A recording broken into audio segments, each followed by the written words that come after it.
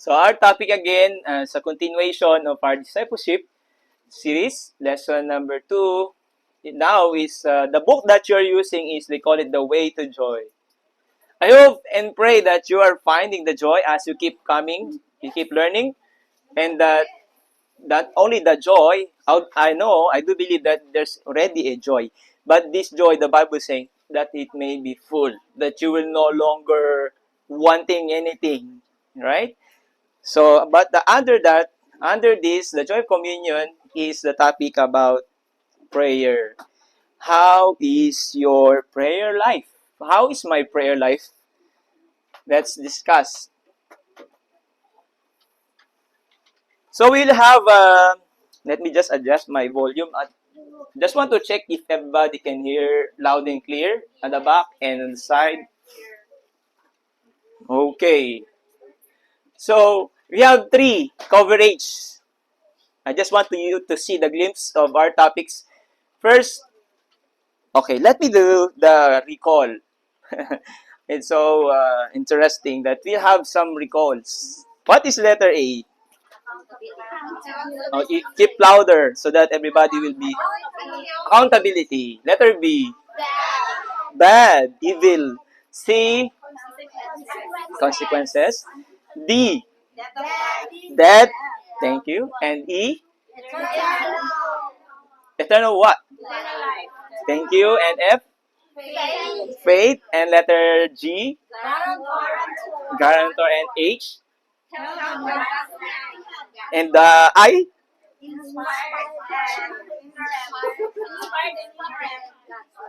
Okay. Okay, thank you. Almost forgotten. And J,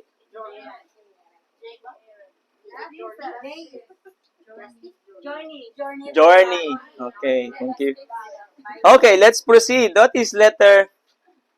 This is the next topic that we are going to study. Letter K, KLM. So K is keep. Remember that, keep. Keep close to God. The topic about prayer is keep close to God. Letter L is the language.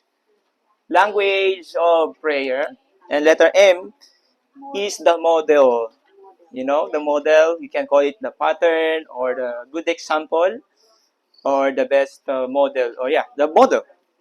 So, thank you so much for praying because we are trying our best to really to come up with the alphabetic outline so that it's easy for us to really to remember. Okay. So first, our blank in our bulletin is keep. Keep, uh, save, save. Say this. Keep ourselves. We should stay yourselves closer to God. Okay? Because we know for the very main reason before in the book of Genesis, man was separated because of sin.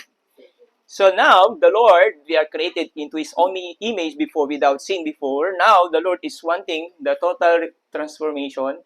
And one step at a time, we can be more closer to Him. It's not like when you got saved, you are more close now. So it's a process. And along that process, your faith is going to be exercised. When you say faith, your trust. Is your trust will be consistent or your trust will gonna expire? Okay. Sometimes because the difficult situation is there, but the Lord is always there, telling us to keep it. Keep, and stay. Don't lose that faith. Keep close to God. So by definition, let me just go back again. I don't want to miss before we proceed. We already discussed about the topics of salvation. Okay? So I'm assuming every one of you is going to heaven and already saved by faith alone. And you really fully understand. It's so important that you really understand. As you keep coming, as you heard it, the Bible saying, faith cometh by hearing. So you will be saved by faith. Once you get heard, you try to balance what is right and wrong. When you eat the fish, you don't eat the whole food. You set aside the bones. So once you get heard and you see, oh yeah, it's true, I affirm. So that's faith comes in. Salvation comes in. Okay? And it's because of the word. I just want to have disclaimer. It's not because I said. It's because of the word of God that you have heard.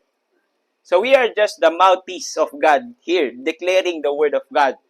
We're trying our best not to really to put anything in the word of God. So we really respect this God's sovereignty. Not only salvation, we have learned that there's an assurance and security. Your salvation is without your relationship, should I say. Once you enter into relationship with Him, the relationship will be kept. It cannot be loose. I explained already. Your mother, your some of your parents, your son, your daughters might commit mistakes. But that's a relationship. Whatever you do, it will not gonna lose. Okay? And the Word of God, you know that that's the reason why we're all listening, because we pay respect to the one who is more older than all of us, which is the Word of God, and it's so powerful. And then you don't trust the word of men. You only trust the word of God and the prayer. Now we are discussing about the prayer. The question is, how important is this prayer life? Some of you are praying. Some of you are not praying anymore. Some of you are praying 3 times a day. Some of you are praying 5 times a day. Some of you are kneeling down. Some of us are we don't know what to do and don't know what to say. Is prayer is important for me? Maybe. I say yes. But how important should I say? Is this your primary? Is it really important? Because in this life, we have some list of important things. So what is the most important thing for me? We have heard the word of God. And I just want to explain more clearer what is discipleship means. Discipleship is, you have heard, right? Learning and learning. Discipleship, once you heard it, it rebukes all the things that is not right with God. You will be corrected. Everything will be tuned in, calibrated. You know the word calibrated. When you have a vehicle, there are need some calibrations because you might hear some noise or unwanted feeling inside our vehicle. So our life, we know for the fact for so many years, we are staying with different teaching. Once you grow old, and sometimes it's hard to eliminate that belief, you know. And there are, people, they say to me, Pastor, whatever you do, I'm gonna die with this teaching. You cannot really do about it, you know. And we put an end on this. So I'm sorry for you. But the Lord is telling, once you go to discipleship, everything will be changed, everything will be corrected. That's why, remember, we have learned what is salvation means. Repentance is the change of everything. Change of lifestyle, change of mind, change of what is your belief before, and your behavior. This is so important. We don't left behind what we know and what we should do. Okay? So, that's why the right attitude, maybe the question also is, what is my attitude towards prayer? How do I treat prayer? Do I treat prayer in an emergency time? Do I treat prayer as really, really important? Like as if like an air. If there's no air, you cannot breathe. So actually, the Bible describes prayer as like an air. If you don't pray, you might suffocate yourself. Because you are designed already, because you get saved, your design is no longer for this world. You have a new creation. And this desire inside of you is really urging yourself, keep praying. Pray, pray, pray. Whatever will be the situation, just keep praying. So this is the questions that we are to understand. Hopefully by Lord willing, we can learn and answer all these questions. So, after we got saved, discipleship means we are expected by God to grow. We are expected by God to grow. and to be used in His ministry. So I always keep making an example that once you declare your faith in the Lord, you don't go up immediately to heaven. Right? For example, you get saved today. Your soul do not go immediately to heaven because for the reason the Lord is still wants to be used, you to be used. Okay, the Lord called you to be saved. The Lord called us to be used. Okay, so that's the reason why, even though some of us, we work for 6 days, 5 days, we come here to really to drink, to eat, to strengthen, okay, this soul. Okay, so we must understand um, the development plan of God for those who got saved. Everyone must go under the discipleship training. Okay?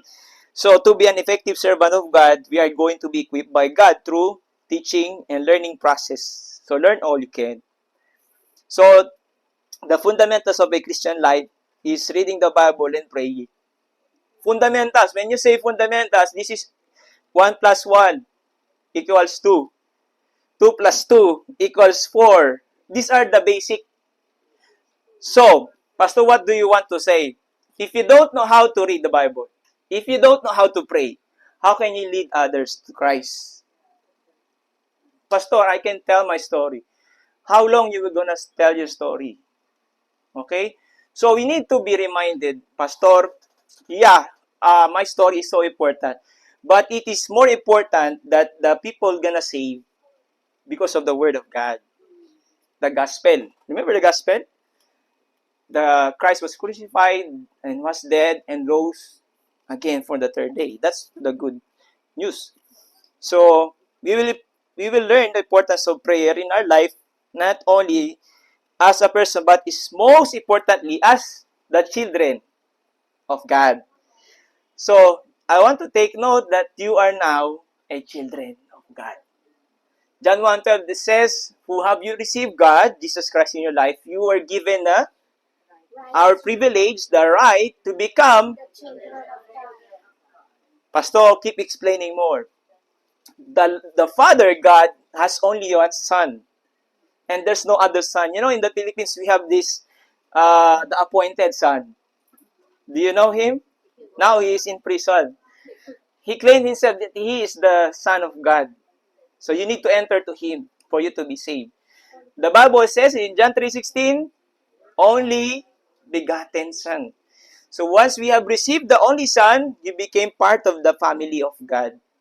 So the expectation of God is all of us as our children of God. So there are possible consequences when you read the Bible and pray, when you do not read and you do not pray. So again, keep close to God. Keep close. What does it mean? Let's go further. What is the definition?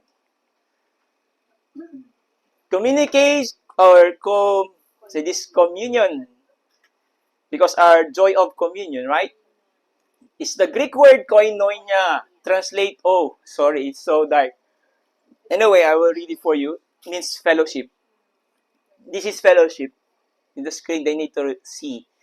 Fellowship. So, it's so important that the Lord, for the very reason that God created us, He wants to have fellowship. Okay? So, it is from the word common. Say common, the sharing, talking, communicating. Okay, once you get saved, please take note. It's a personal salvation. When you say personal salvation, you go to market, right? You're talking to your, how do you say in English, the suke? Say this, in English, in Tagalog, we have this, we call suki. Like the person that you always go to buy, seller. Yeah, you always talk to her, right? Favorite seller. Regular seller, or you are the regular customer. So I tell you, I want to ask you, you always talking to her, right? Or to him. You say, can I buy this? Or, yeah, okay, open. It's cheap. Okay, go ahead. But do you share your personal things to him? or to her? Oh, I'm so sad today. I don't have money now. Oh. But he will say, don't care. I don't care. I also have my own problems. Why you sharing your problems to me? I'm a busy person. So you don't have a personal relationship with that person. So I tell you again, God has expectation from each of you, to each of us as a children of God. So again, you can no longer erase that fact that you are a children. So the Lord expecting if you don't pray, you don't read, but our focus is about prayer. And you say it's important. We are missing the important objective in our life. So you have a personal relationship with the Father. So you need to communicate. So some of you have parents. You are on the same house before. And you only have one door. When you enter the door, when your father came in, what will you say? Are you talking? You should be talking because you're father and you're the children. In the Filipino, we have this like mano po or bless, and sometimes you remove the shoes or give coffee. That's the personal relationship. So I hope it make it clear the basic fundamentals of our life as a Christian, as a children, and He is our Father. We should talk to Him. Okay? It's a primary way of the believer in Jesus Christ to communicate. So, don't worry about the secondary first. Just focus on the basic things. Okay? One step at a time. So, it says, this is the definition in GotQuestions.com. You have able to search. It is the primary way of the believer in Jesus Christ to communicate his emotions. You see, when you buy in the market, you do not say your emotions there. But when you ride the bus, you don't say you are sad today, you want to cry. Can you hear what is my burden and desires to God? So sometimes there are things that you cannot say to even to your true friend, right? All the secret things that you can only share. This you trust this being, this God. Your Father is a faithful listener, and that's why the God question is explaining what is the definition. Keep close to God. Emotions in your desires with God, to fellowship with God. So, this is what the Lord is telling to us, to come closer to Him through prayer. Our prayer develops our relationship with God and displays it's important, our full dependence on Him. So, uh, it's important that I'm not saying that you are blessed because you are suffering or you are in need or we are in need or you are sick. But this is a different perspective view in life that even though you're hurt, you are in pain. The Lord is telling to share it to Him. And what is the picture, the whole picture? Is a full dependence to what God can do by exercising your trust to Him, that the Lord can carry you, that the Lord can save you. Even for yourself, you don't have already the hope that maybe I'm gonna die with this sin. I cannot overcome this situation anymore. But it's for you. Sometimes even yourself, you don't have that confidence. But God is telling your full dependence on Him will really answer your prayer because He is a faithful Father. So, healthy communication with God. Okay, so what is that? Reading the Bible and intimate prayer. So, these two things is uh, helps us to grow in our spiritual battle in this world. It's your tool. Okay, when you pray, you are being protected by the Holy Spirit. When you read the Bible, you have some offense. Remember what Jesus Christ was tempted in the wilderness? He always quote verses. It is written. It is written. He do not fight back immediately because he uses his smart, say this, bright thinking. Okay? So, because the Lord may be saying it's a trap, I don't want to be quickly respond to these temptations of sin. Reading the Bible is God is talking, we are the listener. So basic. God is listening, and when we pray, God is listening, and you are the one who is talking. So we need to respect each other. You know, it's hard when you're talking to somebody, like both of you are talking to each other. You know, or there are you have some gathering in a small room. There are two or three people who are talking, and then you are behaving quietly, and you cannot understand what's they're really talking about. You know, they are both noisy. So that's why you need to understand and respect. When you say healthy, there's a toxic communication. A healthy communication is God is faithfully listening to your prayers.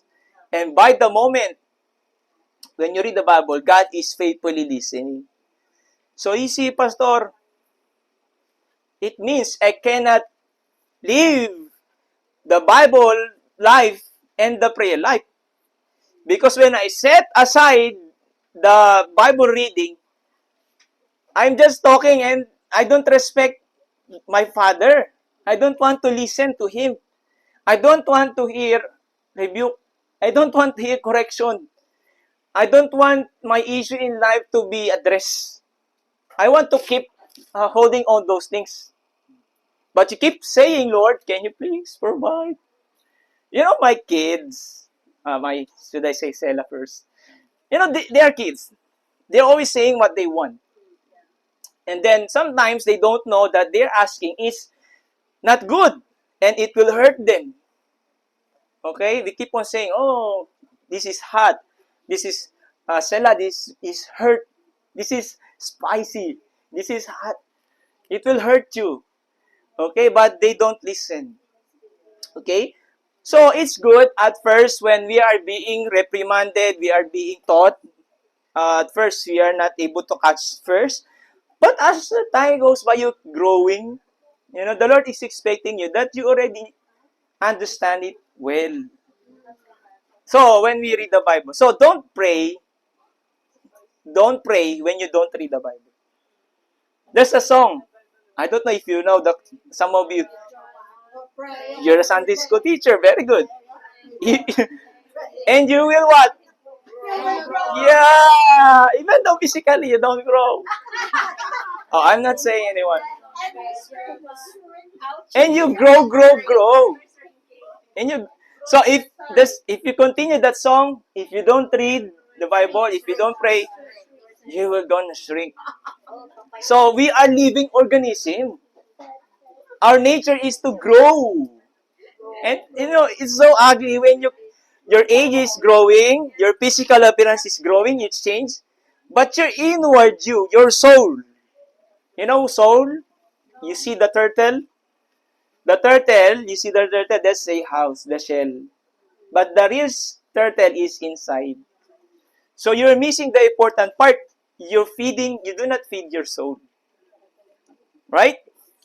So that's just an example. But let's proceed. After we have learned the definition of what is keep coming closer to God, next thing is the L is the language. The language of prayer. So it says here, we believe that we have a triune God. God in three persons. Okay, I will explain further. All three are active participants in the believer's prayer. It's important. So what do you mean, Pastor? This is a biblical teaching.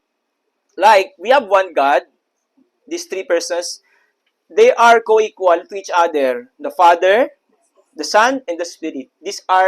But they are identical to each other. The Holy Spirit cannot be the Father cannot be the Holy Spirit, the Son cannot be the Father, but they are one, okay, in person. We have one God. So, God the Father, God the Son, and God the Spirit. So, it's so important that we have understand.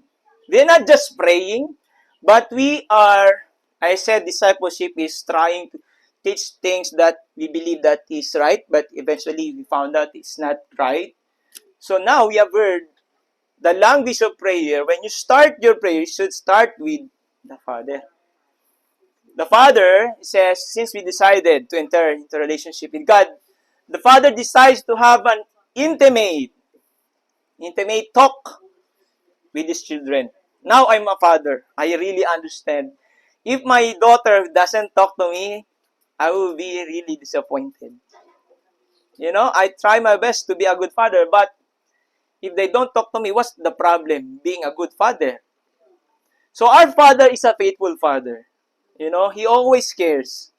In the book of the Gospel, if you already read the 4 books, he really explained how he loved the undeserving people.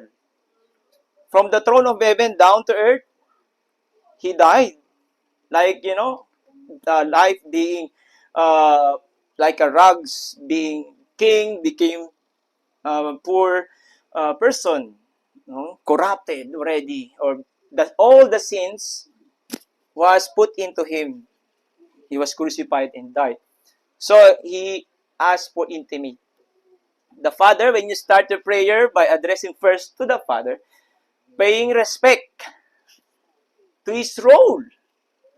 He is responsible for everything. When you say mama, mommy, daddy, it recognizes that you are, say this, more elder, more authoritative, or the leader, more higher than the children. And we know, if you're the most higher or elder, you are more knowledgeable than them. So, we need to respect those higher than us. That he is more knowledgeable and more powerful than us. Sometimes, before our faith is, I can do this by myself. Oh, later on, you cannot do it anymore. Then later on, you will pray now. Right? So, that's prayer is. So, for example, our Father in heaven, Heavenly Father, our loving Father, and etc., etc. Matthew 6 verse 9, it says, this then is how you should pray. Our Father in heaven. Not only to the Father, not only to the Father, but also the language of heaven is in or through the name of Jesus. So, if we want to call the attention of God, we should mention the very important name on earth, which is Jesus. Jesus means Savior. In Hebrew is Yeshua. Okay? It means Savior. Next, John 14, verse 14. You may ask me for anything in my name, I will do it.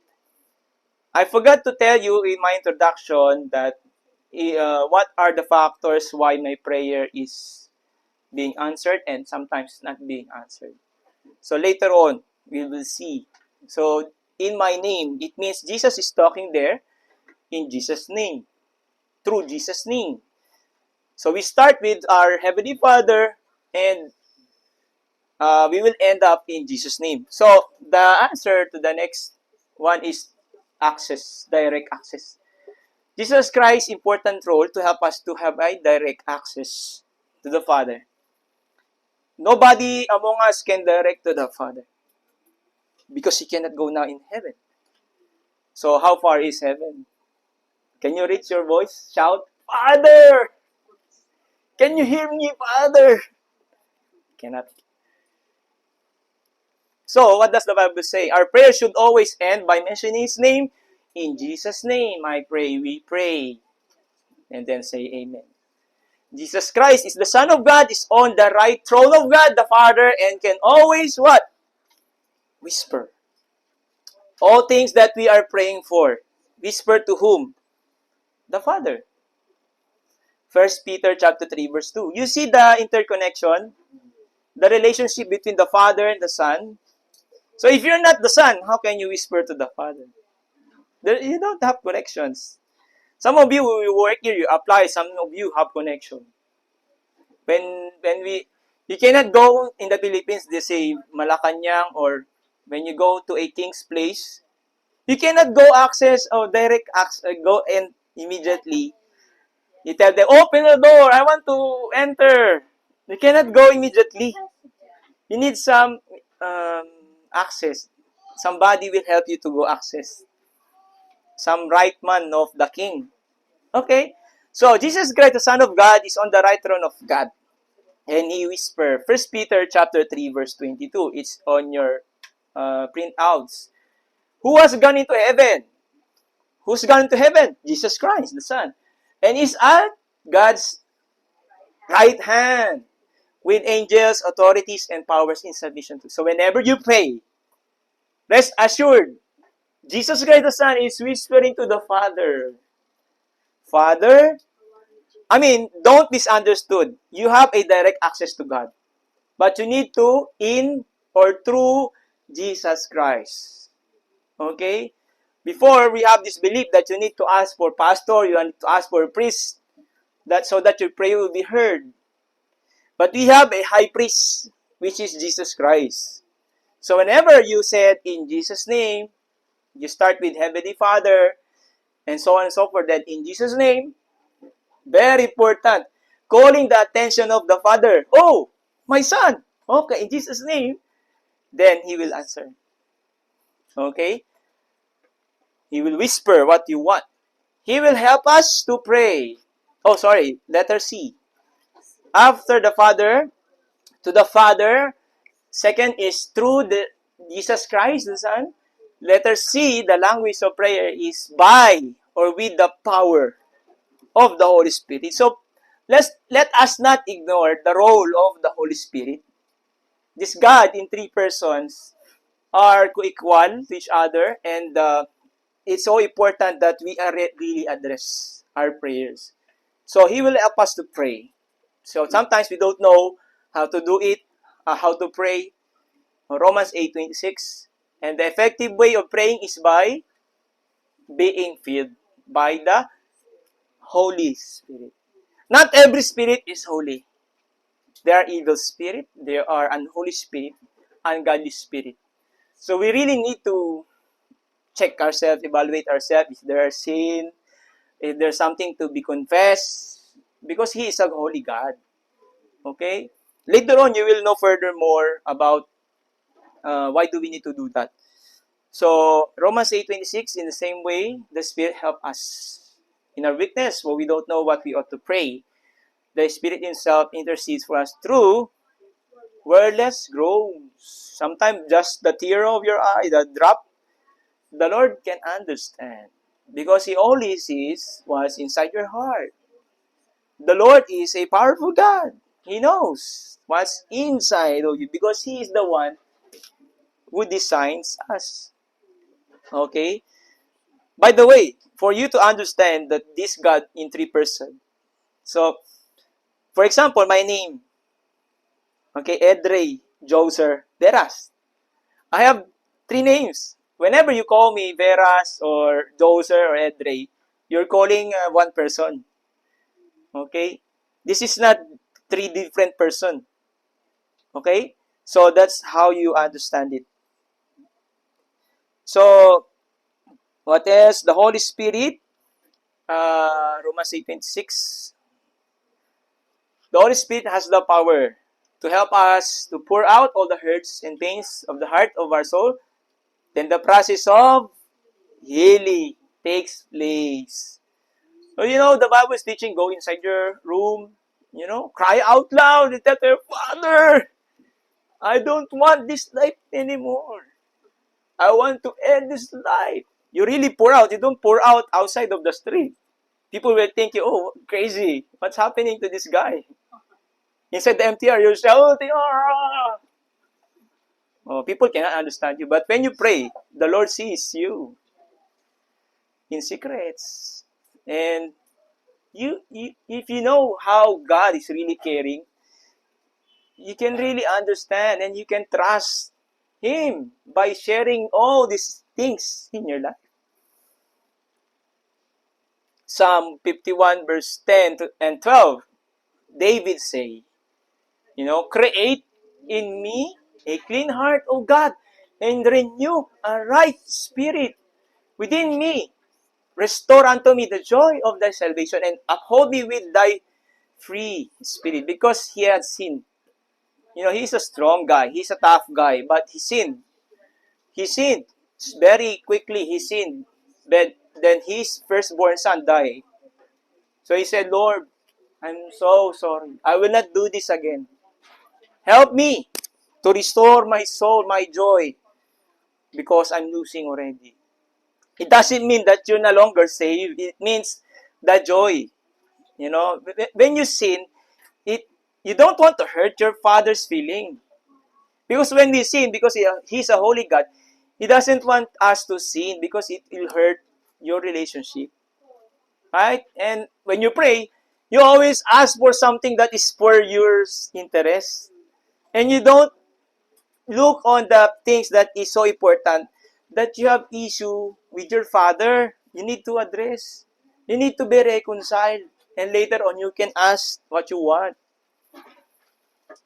So what else? Model of prayer. The last outline. There are different kinds of model of prayer. When I was young, we have this, they call it push.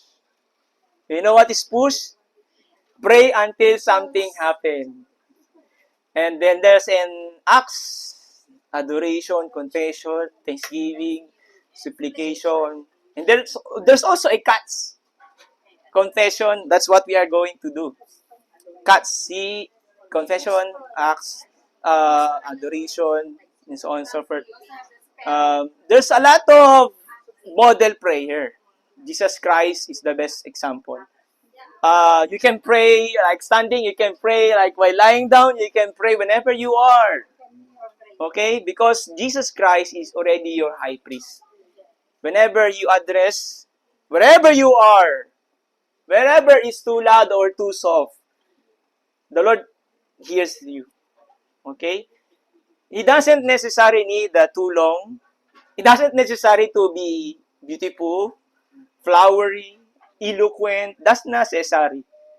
What is necessary if you are connected to this Father, Son, Holy Spirit is important. So whenever you whisper, grant it. But if you shout in your life is so far away from Him, you cannot be heard. And it's so unfair for those people who are really wanting to be more closer to God and you are too far and you're demanding for something. Lord, save my soul from hell. Wait, there's somebody here near to you.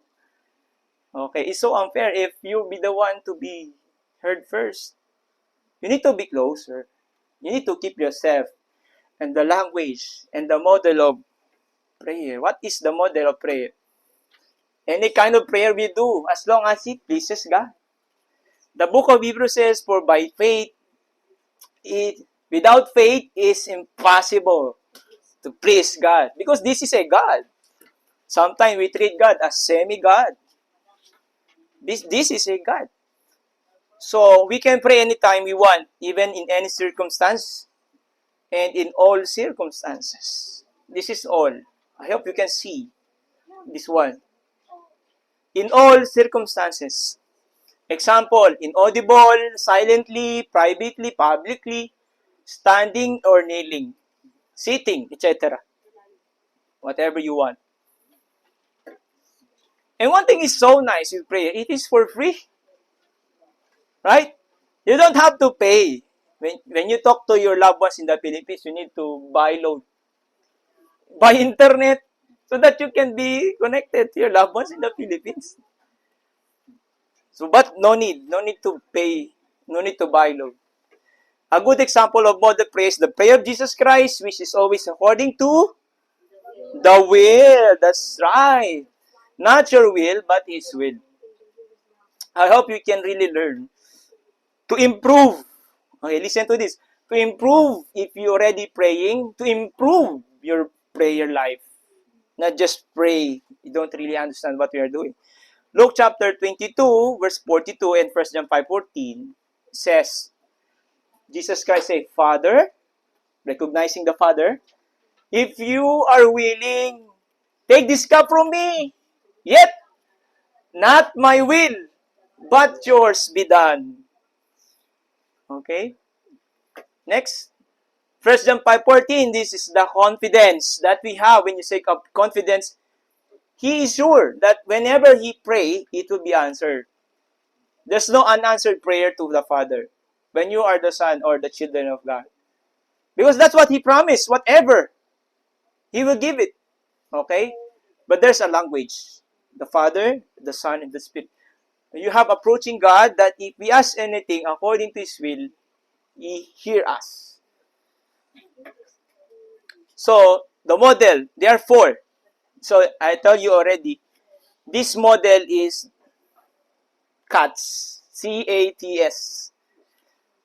Not cat, ati cat, or sister cat. But C-A-T-S. Confession is important. Most importantly, in the model of prayer. Okay? You don't just want to pray and ask for something personal. You really want to, that feeling of not good, your relationship with your father. You want to, want to calm it first, tame down, and you want your father to be pleased first. And one thing that pleases him is saying sorry. You're a mother. It's given. Whenever your children is asking you, you're always wanting to give, but something that hinders you to give, because it might hurt him or might hurt, it will not be good when you give immediately. So what you want is this person, somehow he or she will change. So, sometimes because when they became good, sometimes no need for them to ask you. Sometimes you have this initiative to, oh, what do you want?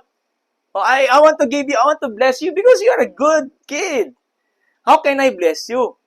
Because I cannot resist. I have a blessing and I always hear that you are helping your mom, your grandmom, you're going to the church. I want to really to reward you because you are a bad father, you're a mother. So, confession. When you say confession, telling that you sin, you fail, it's normal to fail. Why we are afraid? Actually, the Lord is inviting you to confess. Tell that you commit mistake and you should learn from your mistakes. When you say sorry, you should not do it again. You should put an end. Sorry, Lord, I don't want to always hurt you. Imagine if you hurt always your father, and sometimes you also have the same feeling. You don't want to hear your sorry anymore. You always say sorry, but you don't do it. So you see, the Lord allows us to happen to us so that we can easily understand the language of heaven. It's hard to understand the language of heaven. That's why the Lord allows this to happen so that we can easily understand, as also all of us are children of God here. Okay? So it's so important. Confess is part of the prayer, most important. Sin is a big hindrance for prayers to be heard by God. I hope you have see this clearly. See hindrance. Before we ask anything to the Lord, it's so important to address or confess to Him our issues in life. So when you start your prayer, Heavenly Father, I want to tell you something. That things that I always try to keep it in my heart, this is sin. Why I always do this? I'm struggling. I don't want this anymore. I leave it up to you. I surrender. And you want to play background music, Yeah, this is a quality time. Quality time to your Father. Because you cannot do a personal confession outside the streets. So, even the Holy Spirit, you're calling the attention. Did you know the Holy Spirit symbolizes like a dove? When you go on the street, there's a dove there. The dove will fly immediately because you disturb the Holy Spirit. So you need to have at least a private time with your Father. Okay? So, four important elements in the prayer, model prayer. This confession, having been forgiven by God is much better than having things that we have. Right? So what will you do with the things that you have? If you know that your father is not happy with you, what are you going to do with your children? You go back to the Philippines and you have some issues. So the reality, the truth is, you want to go back to your home. You don't have issue to discuss. You want to have a beautiful experience in life, to be happy, enjoying together as a family. So, having been forgiven, when you confess, is more important than having those material possession for God. Okay? James 5:16, confess your sins to each other and pray for each other so that you may be healed. That's the healing process. So, it's hard to keep that burden. That's why communion is sharing. You share your burdens. Okay? In the church, we are praying in Jesus' name. So the power, the prayer of a righteous person is more powerful and effective. So we're not saying that we're waiting for us to be perfect. No. It doesn't have because it will not happen. But trying to please the Father, not to sin. Imagine if you keep sinning. If you describe yourself like, what is our smell in the sight of the Lord? How many times you're not taking a bath? And you come to me, you will ask something. It might disturb our communication because you smell so bad. But you keep coming to the Lord in prayer. You try not to sin. You stress out your sins, your issues in life. Lord, thank you because I already surrendered. I overcome this matter in my life. So the Lord is pleased. Okay, He will hug you because you're doing your best to please Him. Okay? There's no glory in comfort zone. Right? So something that sometimes is hard for you to release, hard for you to surrender. But it's a wonderful thing for God when you surrender things that are uncomfortable to us. It will be actually beneficial for you, for me, because you are no longer designed for this earth. We are designed now for God's glory. Psalm 66 verse 18, it says, David, if I had cherished sin, if I take care of this sin in my heart, the Lord will not listen. So I am not the one who says this, but it is God who is reminding all of us here that He's not going to listen if we have sinned. Okay, please don't misunderstood. Pastor, you said there's no unanswered prayer. Yes, there's no unanswered prayer for God. But there's a such thing that is not His God's will. So, why that the Lord will give? Because it's not His will, it's your will. Oh, for the fact, some of you parents, you don't want to give because you don't want. Although they want, but you know what's much better for them. Then, 1 John 1:9, the Lord is encouraging, if we confess our sins, He is faithful and just, and He will forgive us our sins. When you say sins, plural, all your sins, not only one, and purify us from all unrighteousness. All, mention all your sins, and the Lord will hear. It's so important that confession and to be forgiven first is more important. So the Bible, or secondly, after confessing, secondly is you can adore. You can praise God. You can praise God from who He is and what He is and what He did. The Bible has warning against two types of prayer. The first one is the hypocritical prayer. This one is the manipulative prayer. Simple, second one is the simple and true prayer. This is a sincere prayer that the Lord wants us to have. Okay? So sometimes when you cry, you cannot say anything. The Lord already understands that. But sometimes you have a lot of things to say. The Lord have quality time for you to listen. Okay? Even though it's too long or, the Lord has doesn't limit Himself towards us. He actually wants to listen. Hypocritical is in the Bible. Matthew 6, verse 5 to 6.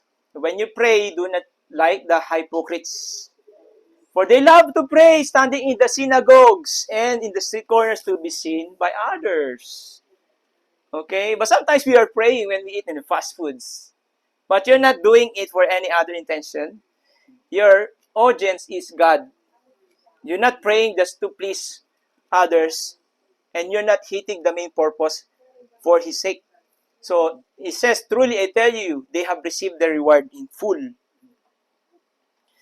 Verse 6, but when you pray, this is the model prayer, go into your room, close the door, pray to the Father who is unseen. You don't have to put anything there. Don't have the picture of God because nobody have seen God. You just pray to the Lord in His own language. And He will really assure you that He is listening. Then your Father who sees that what is done in secret will reward you. So there are two things that sometimes we always do. So we choose the right thing. And the right thing to do is the prayer model. This is we should pray. Don't pray like, I just want to let you know that I'm a holy person. I go to church. I know how to pray. You know?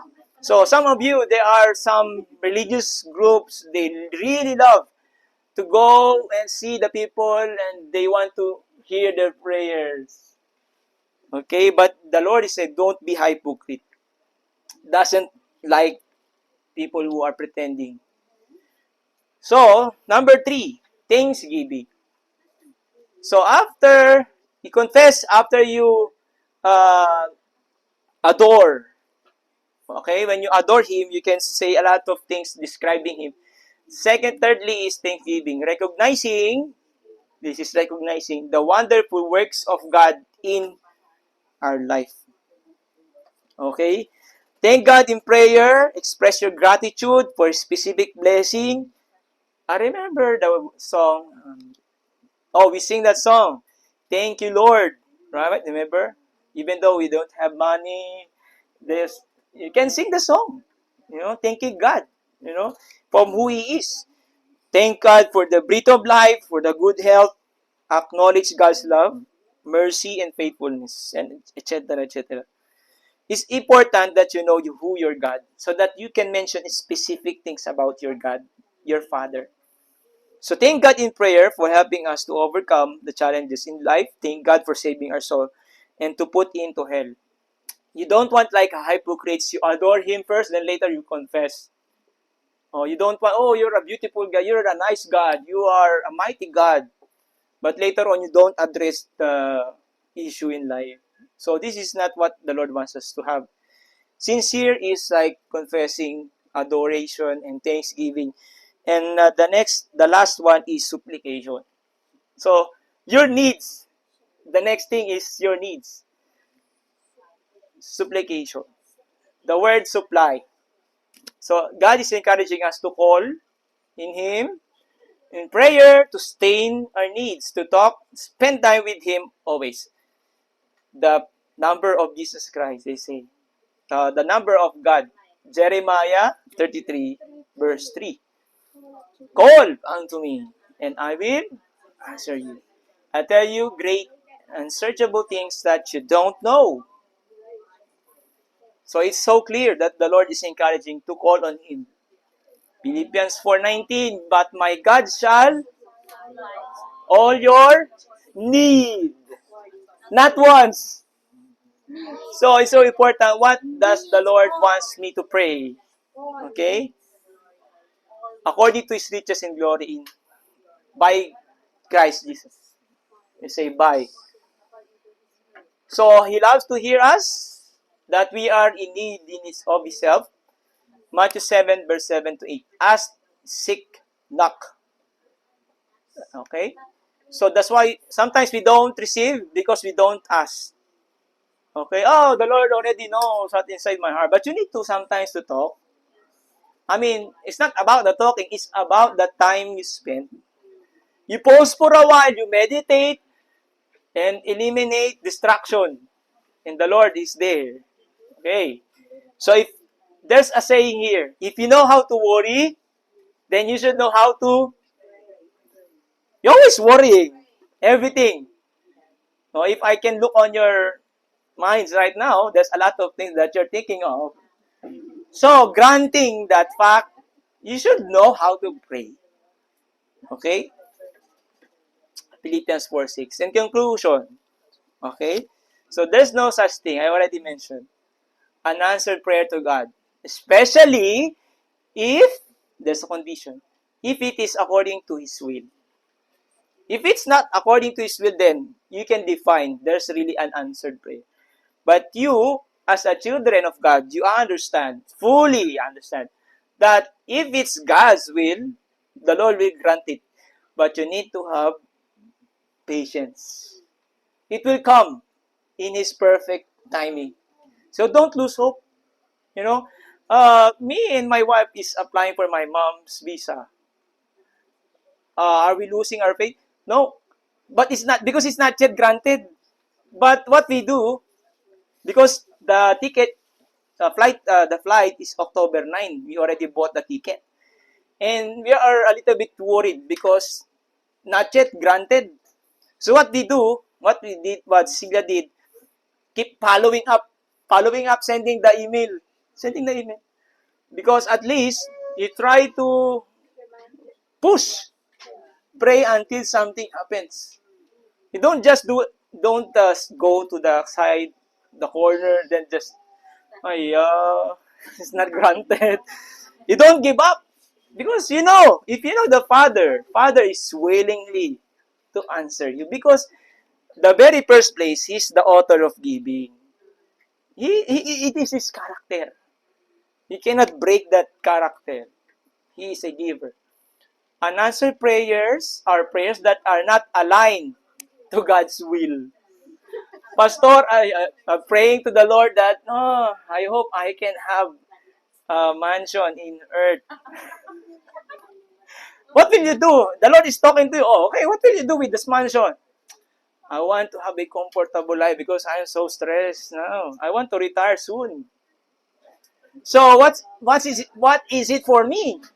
How about your Father? Where am I?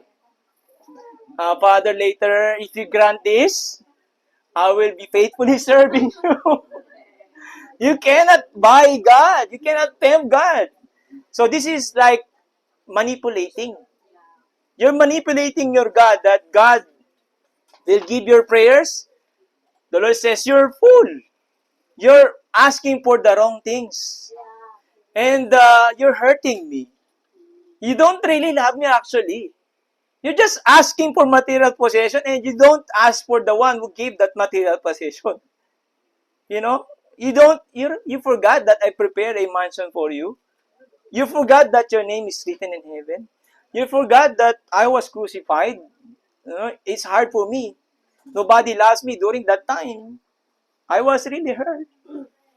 Can you please include me in your dreams? Yeah. So James 4 verse 3. Oh, listen to this. We're going to close. When you ask, you do not receive. Why?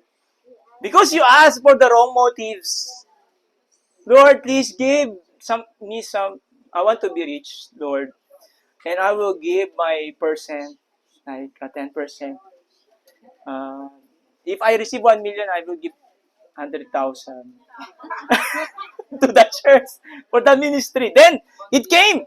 Whoa, 100,000 is big maybe I should reduce it to 10,000 lang.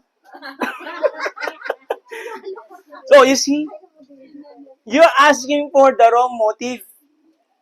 When you pray to the Lord, Lord, I want to be part of blessing your ministry. And I'm confident that you will give this because it's for your glory. Right? So pray to the Father. For our prayers to be more effective, always think that this is God's will. Okay? Lord, please, my enemy is so unfair. He is so bully. She is bully to me. Oh, can you try to revenge for me? You're asking for the wrong motives. Yeah? You want to hate that person and you forgot that you are also the same. You are more naughty before. Oh, yeah, Lord, I'm so sorry. It's okay. The Father says, it's okay. I know, I can, but don't do it again. Right? So I hope it's so easy for us how we explain. That's why we have the discipleship, because we want our people to be equipped, and you don't want to have a doubt with your salvation. You don't want to doubt this God that who can provide everything. Because this world, we are competing in this world. It's hard to compete by yourself, especially if you don't have somebody to help you.